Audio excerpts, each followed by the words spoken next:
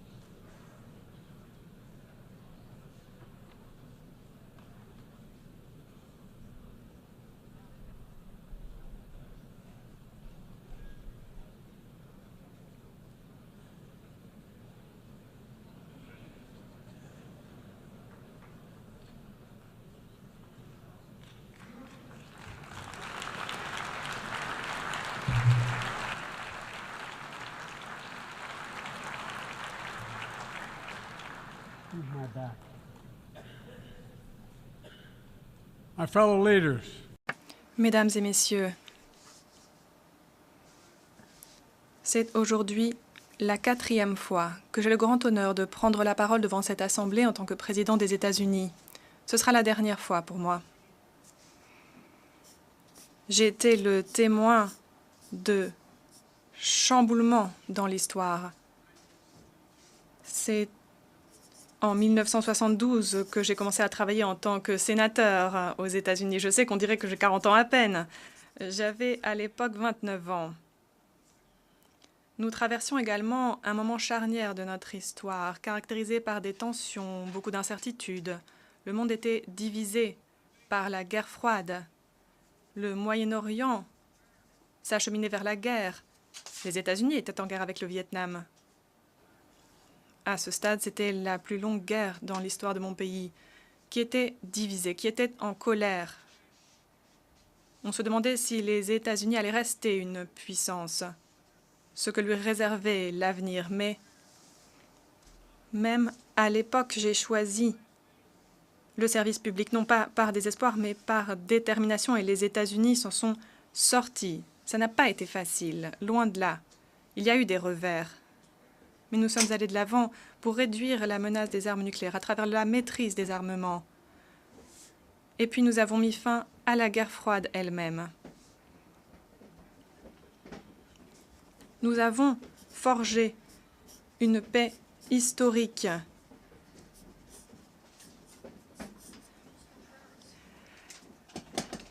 Nous avons élevé notre partenariat avec le Vietnam au plus haut niveau. C'est la preuve de la résilience de l'esprit humain, de ses capacités de réconciliation. Aujourd'hui, les États-Unis et le Vietnam sont des partenaires, sont des amis. C'est la preuve que même au milieu des horreurs de la guerre, il faut déceler l'issue, car les choses peuvent toujours s'améliorer. Nous ne devons jamais l'oublier. Je l'ai constaté tout au long de ma carrière. Dans les années 80, j'ai dénoncé l'apartheid en Afrique du Sud. J'ai vu des régimes s'effondrer. J'ai exigé la reddition de comptes pour des crimes de guerre. J'ai dénoncé le fléau des violences contre les femmes et les filles, pas seulement aux États-Unis, mais aux 4 coins du monde. Et vous êtes nombreux à l'avoir fait également. Il nous reste tant de travail à abattre, notamment pour lutter contre le recours au viol et aux violences sexuelles comme armes de guerre et de terreur. Lors des attentats du 11 septembre, orchestrés par Al-Qaïda et Ben Laden, nous avons œuvré et nous l'avons ensuite traduit en justice. Aujourd'hui, nous traversons une autre période d'incertitude. Et je crois que les États-Unis peuvent se tourner vers l'avenir. L'avenir nous réserve de nouveaux défis, mais aussi de nouvelles occasions à saisir. Nous devons nous positionner pour déceler les menaces, relever les défis et saisir les occasions qui s'offrent à nous.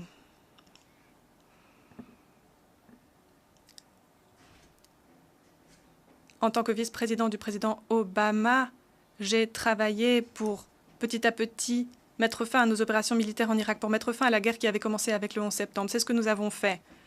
Lorsque j'ai pris mes fonctions de président, l'Afghanistan, après le Vietnam, était devenue la plus longue guerre de notre histoire et j'étais bien déterminée à y mettre fin, et c'est ce que j'ai fait. La décision a été difficile, mais c'était la bonne décision. 4 présidents avaient été confrontés à cette décision, mais moi j'étais bien décidée de ne pas remettre cela à mon successeur. Cette décision s'est accompagnée de tragédies. 13 Américains courageux ont perdu la vie, ainsi que des centaines d'Afghans en raison d'attentats kamikazes. Je pense à ces vies perdues tous les jours. Je pense aux 2400 et quelques Américains qui ont perdu la vie, à tous ceux qui ont été blessés au combat. Je pense à leur sacrifice, à leur héroïsme. Je sais que beaucoup d'autres pays pleurent des vies. Nous rendons hommage aussi au sacrifice de leurs ressortissants. J'étais aussi bien décidée à reconstruire les partenariats entre mon pays et d'autres de façon inédite. Nous l'avons fait depuis les partenariats traditionnels jusqu'aux nouveaux, comme le partenariat dit Quad avec l'Australie, le Japon, l'Inde et les États-Unis. Je sais que de nombreuses personnes aujourd'hui, face au monde que nous connaissons, sont emplies de désespoir. Mais ce n'est pas mon cas. Je refuse que ce soit le cas. Nous sommes les dirigeants de ce monde et nous n'avons pas ce luxe. Je vois les défis en Ukraine, à Gaza, au Soudan, la guerre, la faim, le terrorisme, la barbarie, des déplacements de populations records, la crise climatique, la démocratie en péril, des clivages au sein de nos sociétés. Les promesses de l'intelligence artificielle s'accompagnent de risques de taille. La liste est longue, mais peut-être en raison de tout ce que j'ai vu au long de ma carrière, tout ce que nous avons fait ensemble au fil des décennies, j'espère, je sais qu'une issue va se dessiner.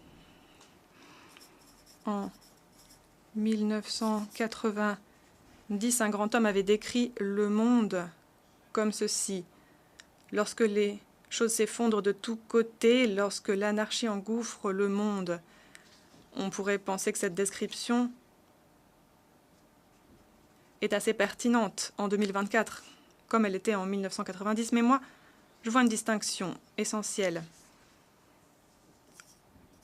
Le centre du monde est encore debout. Les dirigeants du monde entier ont décidé de faire front commun pour tourner la page sur la pire pandémie de notre histoire, très récemment. La Covid ne définit plus nos vies. Nous avons aussi décidé de défendre la Charte des Nations Unies, de garantir la survie de l'Ukraine en tant que nation libre.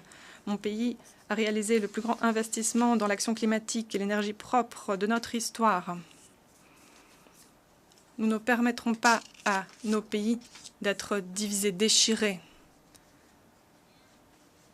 Le cynisme, le désespoir ne vont pas l'emporter.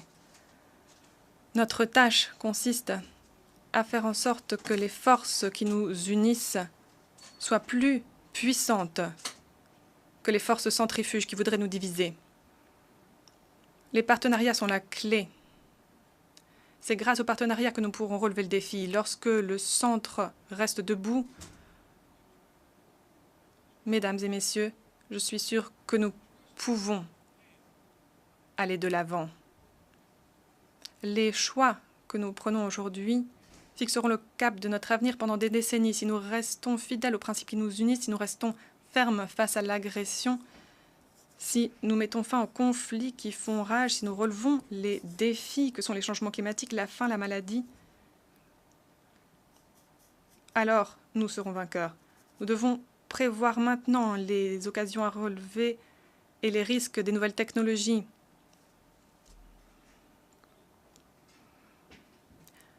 Je crois que pour commencer, nous nous sommes tous engagés à défendre les buts et principes des Nations Unies et nous devons continuer à le faire. Nous devons dénoncer l'agression. Lorsque la Russie a envahi l'Ukraine, nous aurions pu rester les bras croisés, mais nous avons bien compris que c'était une attaque contre tout ce qu'incarne cette institution. C'est pourquoi les États-Unis sont intervenus, ont envoyé une assistance économique et humanitaire massive nos partenaires de l'OTAN et 50 pays environ nous ont emboîté le pas. Et c'est le principal, le peuple ukrainien a résisté. Et je demande au peuple représenté ici de résister pour eux. La bonne nouvelle, c'est que la guerre de Poutine est un échec. Il a voulu défaire l'Ukraine. L'Ukraine est encore libre. Il a voulu défaire l'OTAN, mais l'OTAN est plus robuste que jamais avec 2 nouveaux membres, la Suède et la Finlande.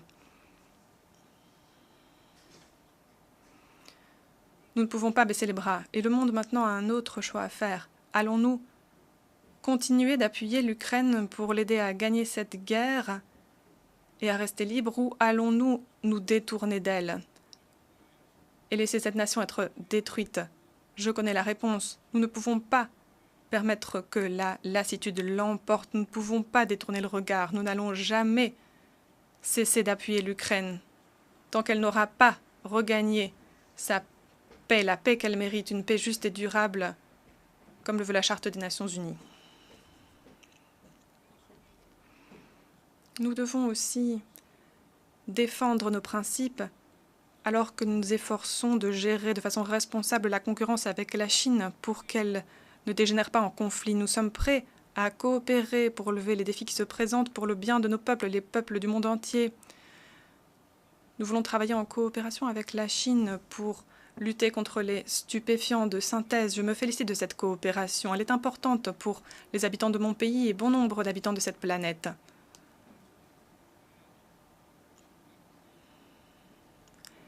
Mais les États-Unis n'hésiteront jamais à résister contre la coercition dans la mer de Chine méridionale.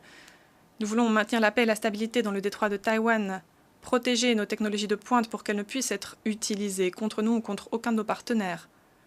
Dans le même temps, nous voulons continuer de renforcer notre réseau de partenariats et d'alliances dans toute la région de l'Indo-Pacifique. Ces partenariats ne visent aucune nation. Ils sont libres.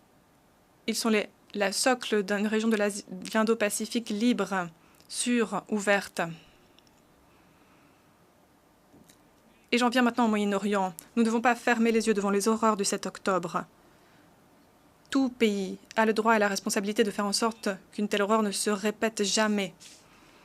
Des milliers de terroristes du Hamas ont envahi un État souverain, ont massacré plus de 1200 personnes, y compris 46 Américaines et Américains, dans les foyers de ces victimes et à un festival. Ce sont des actes de violence indescriptibles. Je porte le deuil des victimes et je accompagne le deuil des familles, des otages qui vivent l'enfer. Et les civils innocents à Gaza vivent aussi l'enfer. Des milliers ont été tués, y compris des travailleurs humanitaires. Il y a trop de familles qui ont été déchirées. Des milliers de personnes qui vivent dans des tentes traversent une catastrophe humanitaire terrible.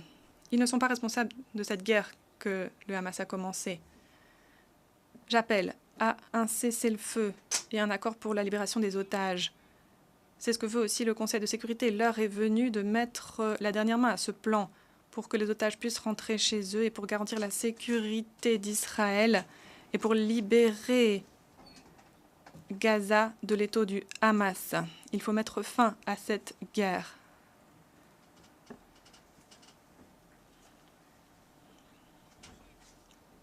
Depuis le 7 octobre, nous restons aussi déterminés d'empêcher une guerre plus large qui engouffrerait tout le Moyen-Orient.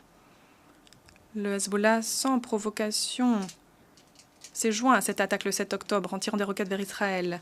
Près d'un an a passé et la frontière entre le Liban et Israël reste un théâtre de déplacement. Une guerre à large échelle n'est dans l'intérêt de personne. Malgré l'escalade, une solution diplomatique reste possible. C'est la seule issue, la seule voie vers une sécurité durable, la seule solution pour permettre aux populations des deux côtés de regagner leur foyer. Et nous travaillons sans relâche pour atteindre cet objectif. Nous devons aussi faire face aux violences inacceptables contre les Palestiniens en Cisjordanie et jeter les bases d'un avenir meilleur passant par une solution à 2 États avec Israël qui jouiraient de la paix et de la sécurité, reconnus par tous ses voisins, et où les Palestiniens pourraient vivre dans la sécurité, dans la dignité, avec reconnaissance d'un État qui leur soit propre. Progress toward peace will put us in a stronger position. Si nous avançons vers la paix, nous serons en meilleure posture pour contrer la menace croissante que représente l'Iran. Pour lutter contre les terroristes qui ont appelé à davantage de 7 octobre, nous devons veiller à ce que l'Iran ne mette jamais la main sur l'arme nucléaire. Gaza n'est pas le seul conflit qui doit nous révolter. Au Soudan, une guerre civile sanglante a débouché sur la pire crise humanitaire au monde. 8 millions de personnes sont au bord de la famine. Des centaines de milliers souffrent déjà de famine. Des atrocités sont perpétrées au Darfour et ailleurs. Les États-Unis sont en première ligne dans l'acheminement d'aide humanitaire au Soudan, l'envoi d'aide humanitaire au Soudan. Nous voulons travailler pour faire taire les armes et pour éviter une famine qui serait pire encore. Le monde doit cesser d'armer les généraux. Il doit s'exprimer à l'unisson pour leur dire « Cessez de déchirer votre pays. Mettez fin dès à présent à cette guerre. »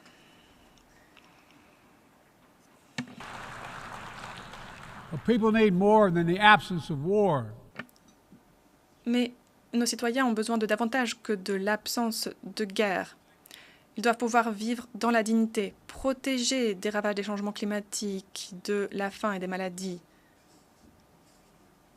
Notre gouvernement a investi à hauteur de 150 milliards de dollars pour avancer vers la réalisation des objectifs de développement durable. 20 milliards sont consacrés à la sécurité alimentaire, 50 milliards à la santé mondiale. Nous allons encore mobiliser des fonds auprès du secteur privé. Nous avons lancé les initiatives climatiques les plus ambitieuses de notre histoire. Dès le premier jour de mon mandat, j'ai fait ce qu'il fallait pour regagner l'accord de Paris. Et aujourd'hui, mon pays est de nouveau sur la bonne voie, enfin, pour réduire de moitié les émissions d'ici à 2030. Nous sommes sur la bonne voie aussi pour honorer ma promesse de multiplier par 4 le financement de l'action climatique pour les pays en développement. Nous avons rejoint de nouveau l'Organisation mondiale de la santé. 7 millions de doses de vaccins contre la COVID-19 ont été distribuées à une centaine de pays. Nous devons maintenant agir rapidement pour contrer l'épidémie de Mpox en Afrique. Et nous avons débloqué 5 milliards de dollars et d'ores et déjà œuvré à l'envoi de doses de vaccins contre cette maladie. Nous appelons nos partenaires à nous emboîter le pas pour que cet engagement aux populations africaines se chiffre en milliards de dollars. Nous voulons lancer une initiative ambitieuse pour mobiliser suffisamment de financement pour le monde en développement. Nous voulons aider les pays en développement à construire des infrastructures permettant une transition vers l'énergie propre, les aider aussi à la révolution du numérique pour un avenir prospère. C'est un partenariat intitulé « Partenariat pour les investissements mondiaux dans le domaine des infrastructures » et il commence déjà à donner ses fruits en Afrique australe, en Asie du Sud-Est et dans la région des Amériques. Nous devons continuer d'aller de l'avant. Ensemble, nous devons réaliser le travail qui nous attend et pour cela, il nous faut une ONU plus efficace.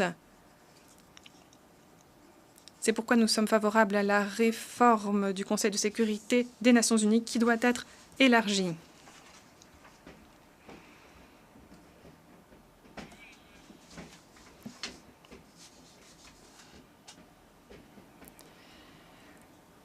Nous voulons un Conseil de sécurité qui soit le reflet du monde d'aujourd'hui et pas d'hier. L'heure est venue d'avancer. L'ONU doit de nouveau devenir un négociateur pour faire la paix, mettre fin aux guerres et aux souffrances. Mettre fin à la dissémination des armes les plus dangereuses. Apporter une accalmie dans les régions troublées de l'Afrique de l'Est à Haïti. Nous travaillons aux côtés du peuple haïtien pour changer la situation. Nous avons aussi la responsabilité de préparer nos citoyens à l'avenir. Nous voyons que les nouvelles technologies évoluent très rapidement Il y a eu des changements plus importants ces 2 dernières années que pendant les 50 années qui les ont précédées. L'intelligence artificielle va tout changer. Nos vies, notre monde du travail, la guerre aussi. Ces nouveaux outils technologiques pourraient améliorer notre existence, mais l'intelligence artificielle s'accompagne aussi de risques profonds dans le domaine des deepfakes, des armes biologiques. Il faut mettre en place de nouvelles normes à respecter. Cette année, la première résolution à l'Assemblée générale de toute son histoire a été adoptée au sujet de l'intelligence artificielle. Il s'agit de mettre en place de nouvelles règles du jeu. Nous avons aussi adopté une déclaration sur une utilisation responsable de l'IA avec 60 autres pays représentés ici. Mais ne nous berçons pas d'illusions, ce n'est que le sommet de l'iceberg de tout le travail qui doit être abattu pour gérer ces nouvelles technologies. Personne ne sait exactement comment l'IA va évoluer, comment elle sera déployée. Personne ne détient toutes les clés ou toutes les réponses. Empli d'humilité, je poserai simplement 2 questions, chers collègues. Tout d'abord, en tant que communauté internationale, comment pouvons-nous régir l'intelligence artificielle? Les pays comme les entreprises avancent vers des frontières inconnues. Nous devons de toute urgence déployer des efforts pour garantir la sécurité de l'intelligence artificielle, sa sûreté, sa fiabilité. L'IA gagne en puissance, il faut aussi qu'elle gagne en responsabilité. Il faut défendre nos valeurs. Et les avantages de ces nouvelles technologies doivent être répartis équitablement. Ils doivent être mis à profit pour combler le fossé numérique et non pas le creuser. Deuxièmement, il faut veiller à ce que l'intelligence artificielle étaye le principe clé selon lequel la vie humaine est porteuse de valeurs, plutôt que de saper ce principe.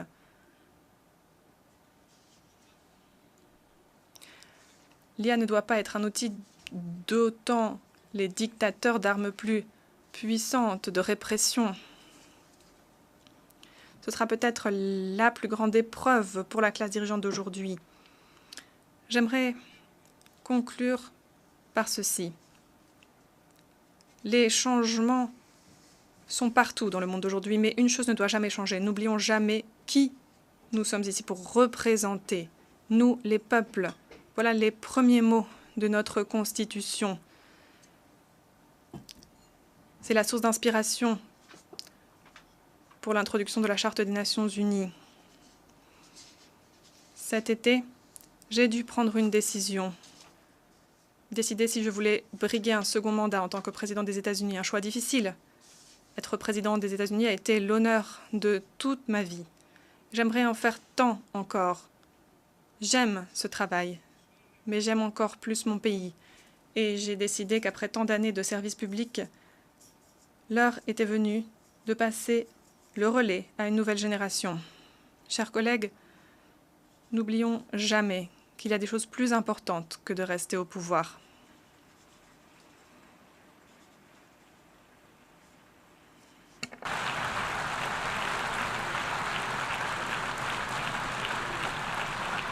It's your people.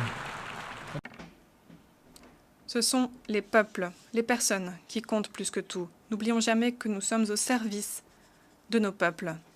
Ce n'est pas l'inverse, jamais l'inverse.